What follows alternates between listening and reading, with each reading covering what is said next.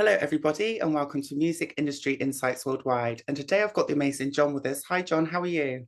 Great. How are you doing? I'm really well, thank you. And thank you so much for coming along today to share your views, your story, and a little bit more about what you're doing as well. So I really appreciate your time. Thank you very much. It is an honor to be here. Do you want to tell the listeners a little bit about yourself, what you do, and where you're from? Yeah, so I am the president and CEO of NAMM, the National Association of Music Merchants, Yeah. and our association represents anyone who makes, manufactures, sells, distributes, and uses a musical product worldwide. We are Fantastic. the global trade association for all music products. We hold the NAMM show, which is the world's largest music products trade show in Anaheim, California, every January. We host events throughout the year, including NAMM Next, which is a new future forward event about professional development for our industry. We hold an event in Washington, D.C. as a fly-in for advocacy training for delegates to make connections and members of Congress. We hold a Women in NAMM Leadership Summit Brilliant. every year. We provide member services for companies around the world to help their businesses strengthen around workforce development, business compliance, and music advocacy. And we also have, we're a nonprofit. So we, as a membership association, have a NAMM Foundation, which I also sit as president of. And everything we do is put back into the NAMM Foundation, which grants and provides programming to strengthen the music industry by providing funding for programs that creates more music makers worldwide. Wow. So it is a lot. It was an amazing team. And as far as me, I am a band kid. I'm a kid whose life was changed by music, and I'm feel like one of the luckiest people in the world to get to do what I do. I can imagine. It sounds, Middle of that. sounds absolutely amazing. So do you want to tell us a little bit about how did you get into the role and how long have you actively been doing music for? I've been in this role for about 18 months. So I Yeah. started May 1st of 2023. Again, we're a 124-year-old association, 123, Yeah. trying to age us too soon. And I'm honestly the fourth CEO since World War II. And Wow. there's a lot of longevity, there's a lot of history in supporting music products in the music industry. We can, obviously see the history of everything that's affected music making worldwide, from the Beatles on TV, literally changing what the music store looked like overnight, Yes. all the way through, obviously the internet, but even back to the talking machine and record players. I mean, and then the effect that had even during depression. So an incredible history of association. I got into this, I was working in the industry. I started as a music teacher, first and foremost, Yeah. all about education. I was a professional trumpet player, was teaching music, and then I got into the music industry through education technology, worked for a couple companies in the industry, and I've had just I think like a teacher. Right. I think like a musician. As a musician, you learn that every day you got to work as hard as possible to keep up. You got to practice, assess, perform, assess, practice, assess, perform, empower those around you. Always take the teachable moment, things you learn like that. And then through business, I've just had the opportunity in the industry to work in so many different areas, from a little bit of retail when I was in college, all the way through product development, marketing, software, sales, business development, executive leadership. So I can empathize with our member companies because I've done a lot of those roles. I totally understand. So you're kind of right at the forefront of cutting edge and change in the music industry, and you're always trying to put that out there and make sure that you're keeping up. Is that correct? That's correct. Yeah, Print that, make that a quote. brilliant. I've got that right. So also when I'm thinking about it as well, like you've had all these different roles. So that's kind of helped you understand how different parts of the industry operate and kind of is that helped you in your role now and how to kind of keep ahead of everything? Absolutely, because I mean, and it's a different role now because we are an association that represents member companies. So I've worked in member companies, and I have to shift my thinking a little bit because our job now as NAMM, as an association, as the trade show that unites a global industry, is our customer are the companies who are out there creating the music makers, and our job is to make them together better. So I can empathize with what our companies are working on, And that helps us understand how we can approach and support the companies. But also I recognize that every day, and I won't use company names, but company A is working to sell their product and company B is working to sell their product. And they're sitting around saying, how do I innovate? How do I be cutting edge? How do I reach more customers? How do I expand market share? How do I grow my market in whatever category, whether it's guitars, drums, pianos, school band instruments, orchestral instruments, DJ gear, whatever it may be. And all of our companies are in that world. What we do is we think a lot about who's thinking about the entire industry and thinking about how do we create more customers for all of those? How do we create it as an industry, Yes. compete and grow against a world that, you know, people have a lot of things they can do with their time and money. They can play music, which of course I know will change your life. They can play video games. They can play golf. They can drive nicer cars. They can wear nicer clothes. They can go on vacations. Yeah. So how do we make sure that everyone in the world feels empowered to play music, understands that they can be a music maker, and is motivated every day to go out there and keep producing, creating, playing music? So basically, without you guys, the music industry would not exist. It wouldn't keep up. Yeah, I think that's a fair thing to say. I think that the music industry will always need an association. If we were not their association, they would come together and say, we need someone thinking about us. Because every day they think about themselves, we think about them collectively. So I think it's we exist because the industry exists, and the industry exists because we exist. And that's I don't take that lightly. And what was your love for music that brought you into the music industry in the first place? Is it something you've always done as a passion? Yeah, I can't remember a time that I wasn't like tinkering with music. Yeah. It was just always, whether it's like, you know, your grandma's piano that's sitting in the house that your mom like covets. It's always out of tune, but like you just want to play and make sound. Or we always had guitars laying around the house. And so just playing. And then when I got, you know, in school, they're like, oh, what do you want to do as your elective? And I never had a question. I'm like, band, I want to play an instrument. I don't know what I want to play. Actually, I started playing trombone. I got smart really quickly. But yeah, I just wanted to play music. I don't know why. I was always drawn to it. When it came time for college, what do you want to major in college? I never had a choice. It was like, I'm going to do music.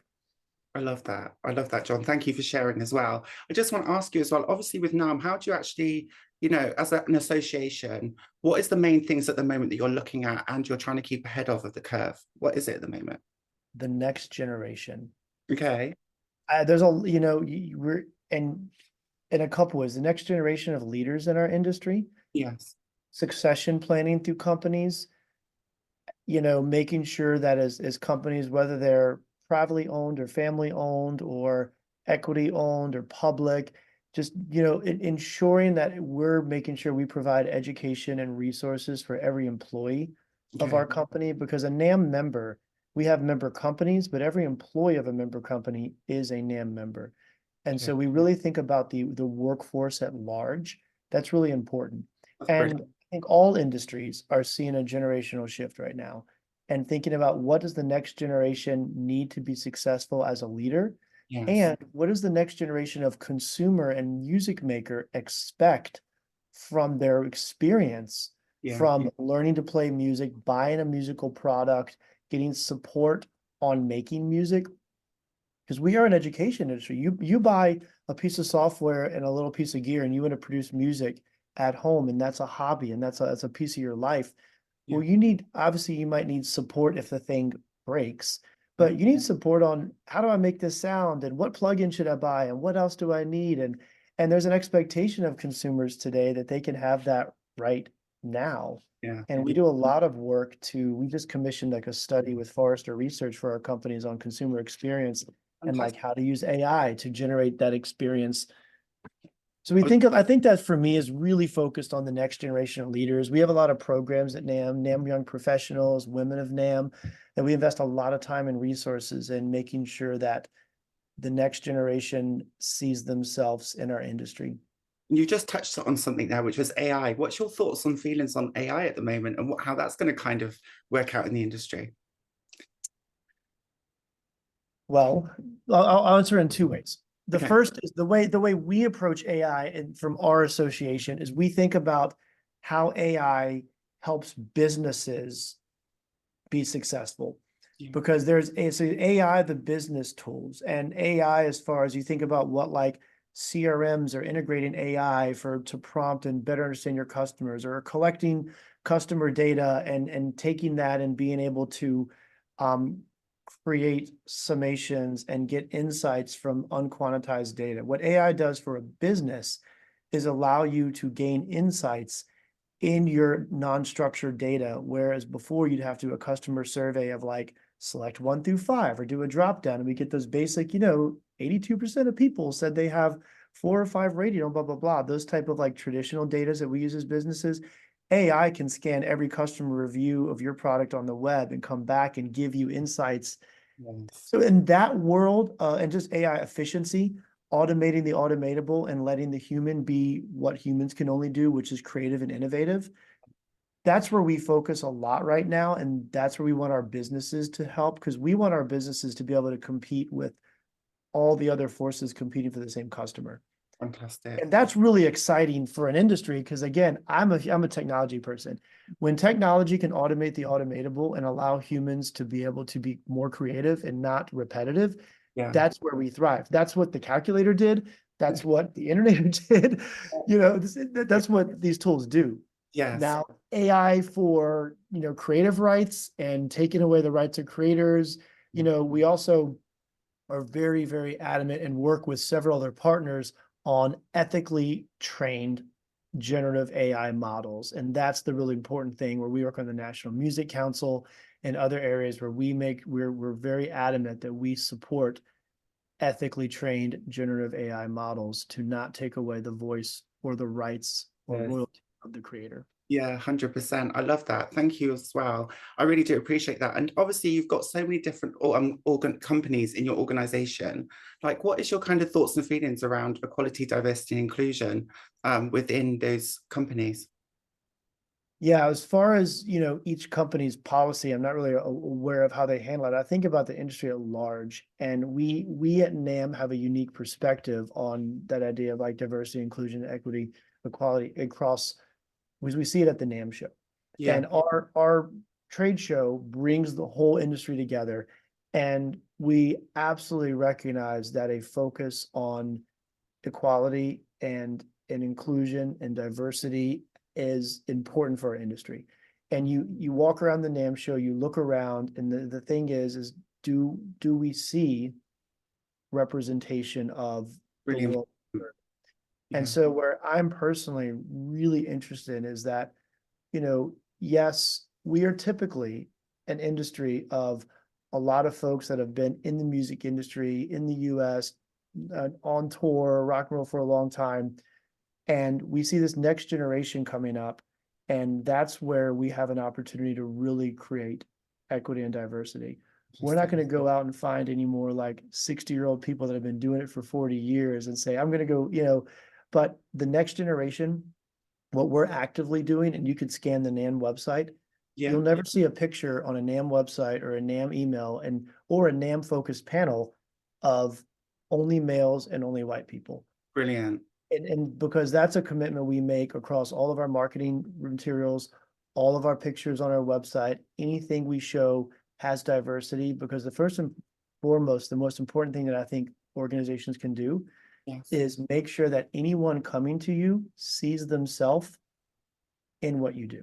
Yeah. And that's going to make the next generation that wants to come into an industry see themselves in the industry. And I think that's the piece that we really can do the best right now. And that's where we're focused on. That sounds amazing, because I think that's really, really important to have that representation. I've often been the only one in the room that is obviously a trans woman or from a multiracial background. And sometimes that can be challenging, when you're trying to trailblaze and bring in other people. It's really nice for them to see someone like yourself, in the room, so you feel more comfortable and welcome. 100%, yeah. And kind of what's your, if I was going to ask you again, like, if you were thinking about the music and entertainment industry and how diverse we've got, what are your thoughts and feelings on the younger talent coming through that pipeline? What do you think the next challenges are going to be for them, and how they're going to be able to stay ahead of the game, or, try and keep up with everyone else that's already been in it for so many years? Yeah, I think the challenges of anyone coming up in industry, whether you're a songwriter or an artist, musician, or trying to, in our world, it's more about the people working in the products industry, is that the opportunities are to get in it's easier than ever to get in, as far as like the barrier to entry is lower, but that also means the breadth of competitiveness is incredible. And I'll give you an example of the songwriting producer side and then our industry side. So you think about, like, if you want to get a song, you go pitch 20, 30 years ago, you got to get a record deal. They're going to promote you. They're going to get you on radio, and you're going to be known. Anybody can produce a song at home. Yeah. On about $300 of equipment. Yes. Get it on Spotify. The field is leveled.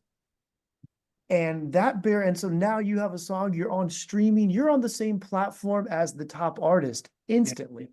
Yeah. That is a game changer, but also that means you and a million other people are there. Yes. So then how do you break through the noise? There's lowering barrier to entry for people is so important, but that means everyone is in there. That's the problem, isn't it? Yeah.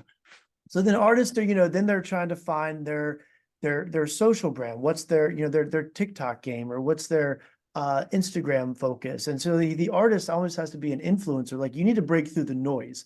So what happens is you get, whether it's gimmicky or like highly focused or like really strategic, you have to do something to break through the noise, because before, by getting elevated to even get on the platform, to get the record, to get the CD cut, to get on terrestrial radio, that broke you through automatically. Yeah. And then you go to our products industry. So to get a job in our industry, we're doing a lot, careers in music. That's one of NAMM's biggest focus. We're going to launch a whole separate career site soon, because it's huge, just to educate the world that the music products industry has career opportunities. Because you think of how many people love music, aspire to be musicians.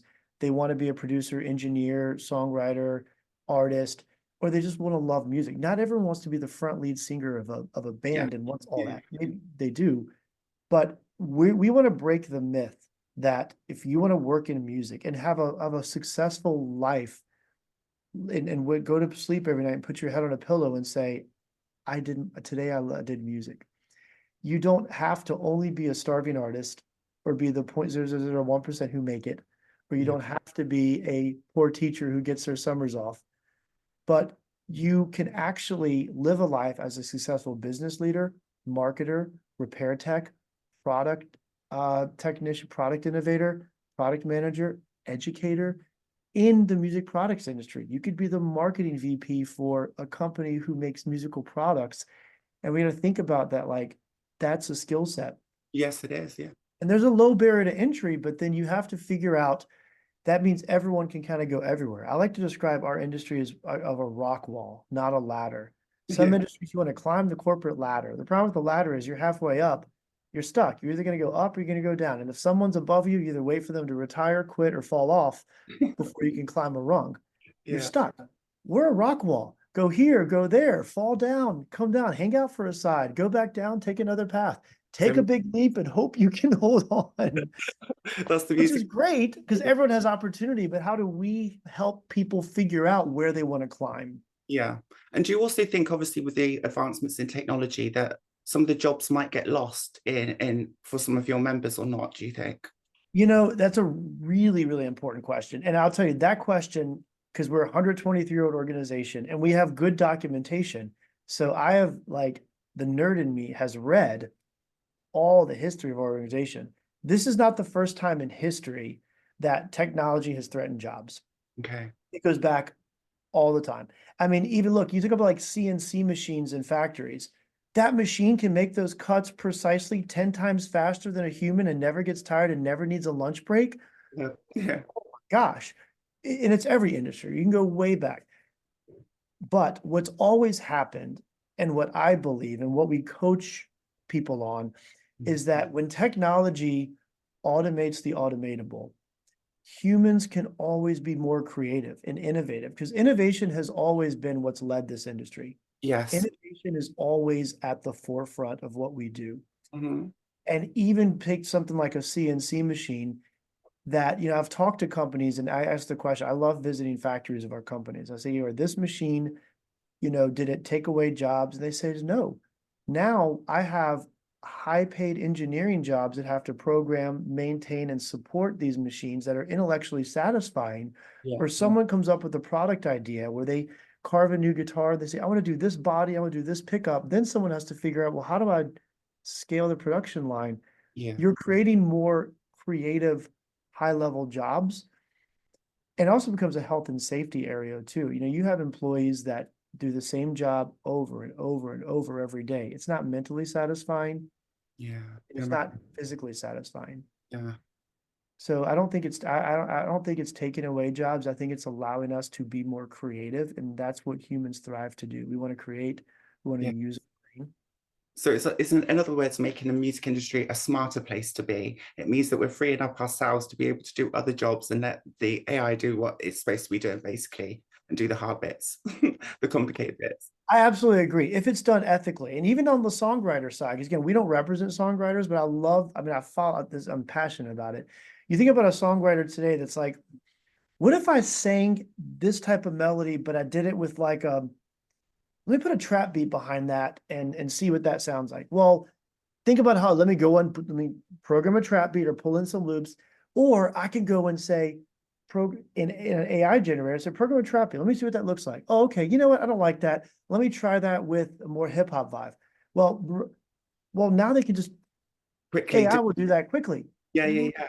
So it frees up the time and it gives you more time and space to be able to figure out, okay, what works and what doesn't work.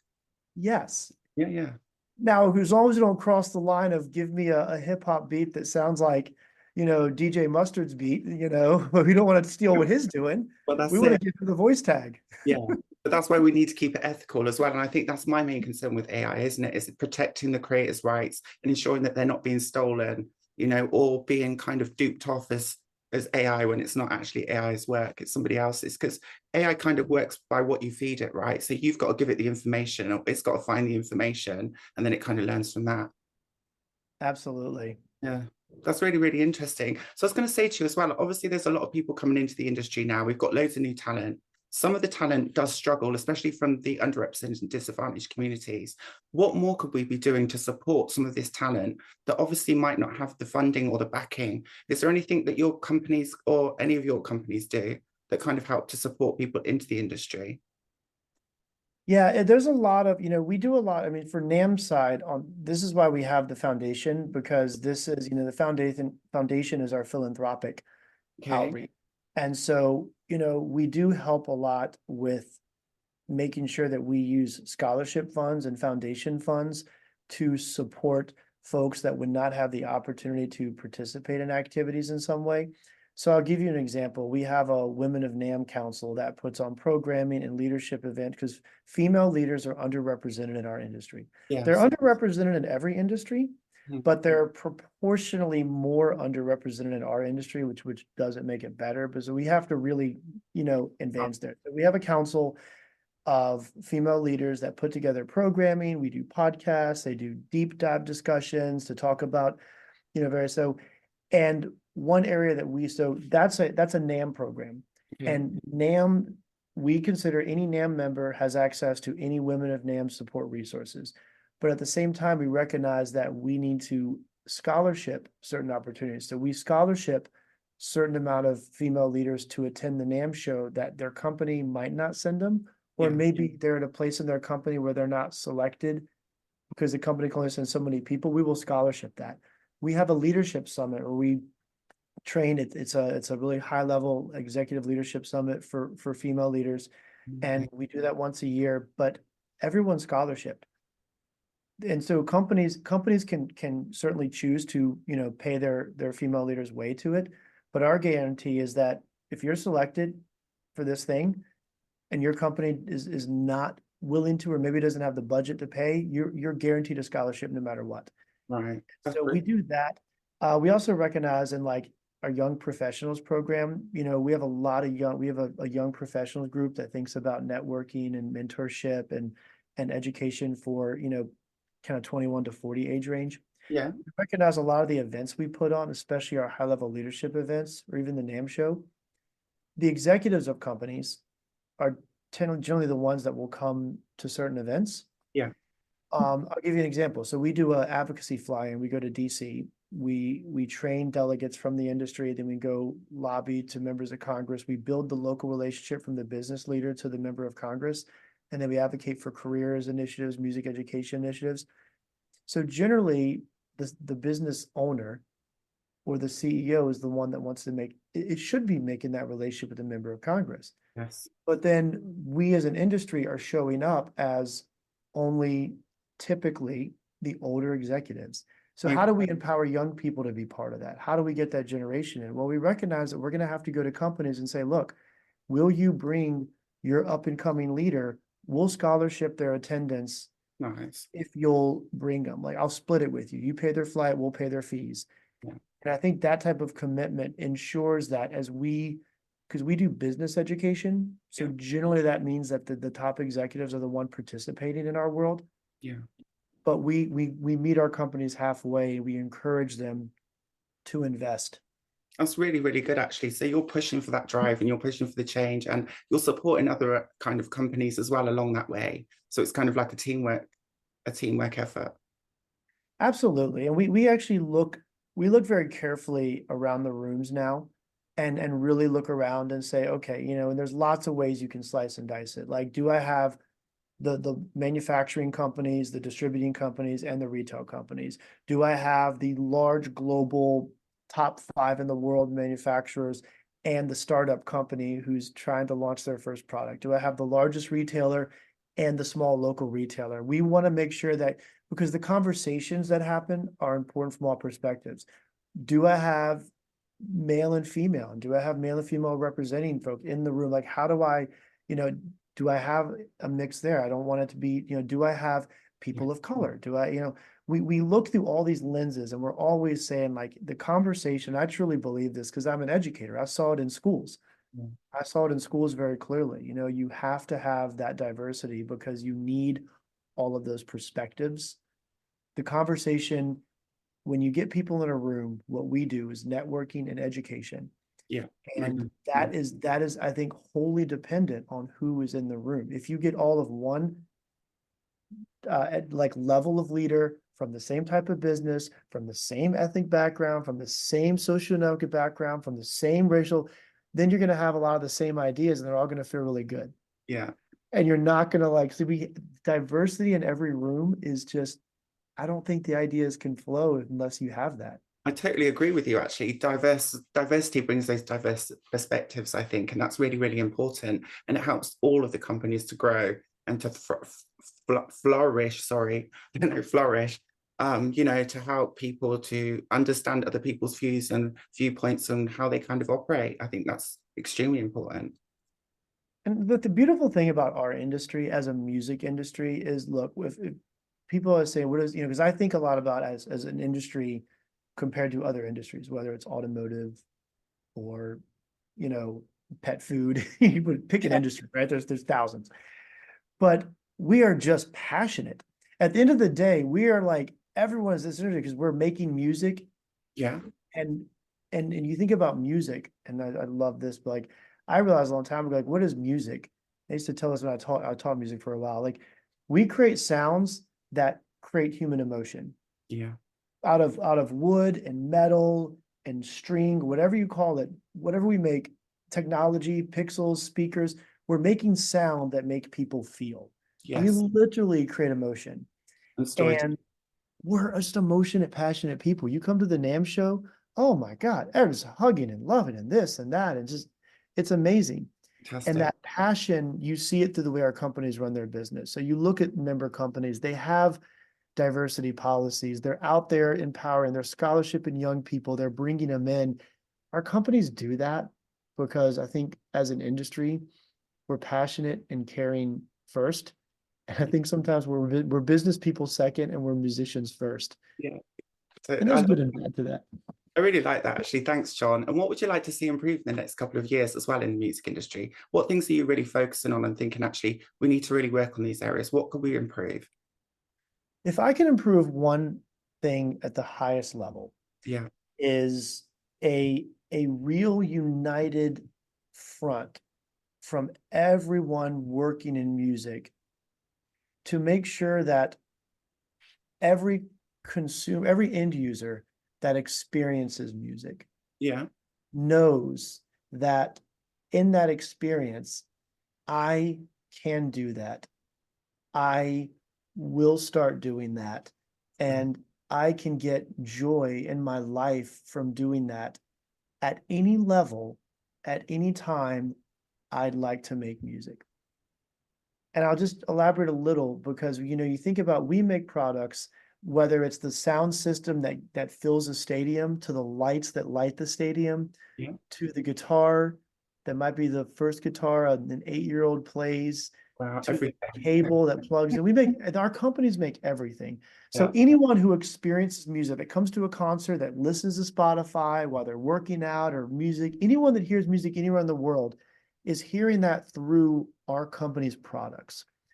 And there's also the stigmatism of music, like there is with maybe golf, or, you know, it's like, oh, do you play music? Well, I kind of, but I'm not that good. You know, don't make me play in public. Same with golfers, like, oh, you know, my swing, my game. I just want to get rid of that. And if you go to a concert, and if you're one of those Swifties that's like, oh my God, I want you to go home and pick up a guitar and say, I can learn that song. And I don't have to be amazing. I don't have to play on stage. I can just sit in my room and play some notes and sing, and no one's judging me for what I sound like, and just be fulfilled. Like Yeah. like when you go run or exercise, you have these endorphins and you just leave happier. That's the most. Music does that for humans. So do that. Yes. Oh, thank you. And I was just going to say to you as well, we've got 5 more minutes left before we go. The time's gone really fast. If people want to connect with you, find out more, or they want to find out about becoming a member, or looking at some of the stuff that you've got going on at the moment, how could people connect with you, John? So NAMM.org, NAMM.org, or NAMMfoundation.org. Okay. Lots of information on those sites about the NAMM show and all of our member services and what we work on. We'd love to connect with folks. And NAMM membership is about not only companies in the industry, but we also have an individual membership track now, which represents people working in the music products industry, but you may not be directly employed for a member company. But if you're working on a tour, running rigging for a stage, or a lighting tech, or front of house, if you're a music educator, we made the decision a couple years ago that everyone who teaches musical products should be able to be a member of NAMM. Yes. And we just want to represent you, and we want you to be part of what we do globally. And so go to NAMM.org, whether you're eligible to be a member or not. We'd love to have you know what we're doing, because we do our work for and with members, but our work is about growing the entire industry. That's fantastic. I will leave all of the links in the description below as well. So thank you so much for that. And is there any major wins or successes you'd like to share with us before you go? Wins or successes? Everything we do, I mean, we do every day. NAMM is incredibly busy on policy, global issues. We are always working, and a lot of our work is behind the scenes, because if we're doing it, no one else has to worry about it. If we're not doing it, everyone's worried about it. But having said that, everything culminates in January at the NAMM show. And that's when the whole industry comes together globally. And it's not only a chance to meet and set your business for the year, but it's a point for us to say, this is an industry, this is what we look like, this is what we're about. What is coming together for the NAMM show in 2025 is incredibly beautiful, because after 4 years of disruption and COVID and companies, and we are united again. We have all of our companies there. We have more media, more influencers, more international attendees. It's going to be a true representation of where we are as an industry, probably for the first time since 2020. And we're just incredibly excited that we're finally unified. Unified is the word. And with all the challenges of the past few years, the economy and interest rates that affect people, you know, investing in luxury and music, put all that aside. If we can come together and be unified as an industry, anything is possible. And it's all coming together in January 25. Sounds super exciting, and keep on the amazing work. Well done for everything that you do. I know you have such a massive impact on the industry and for all your members as well. So thanks again for coming along, sharing your views, your story, and talking about the conferences and everything that you do. And I will leave all the dates as well there, and I'll leave your LinkedIn profile and everything else in the description. So yeah, thank you so much. Amazing. Thank you. Good luck for your show coming up in January. Good luck for that. I hope it's fantastic. Thank you.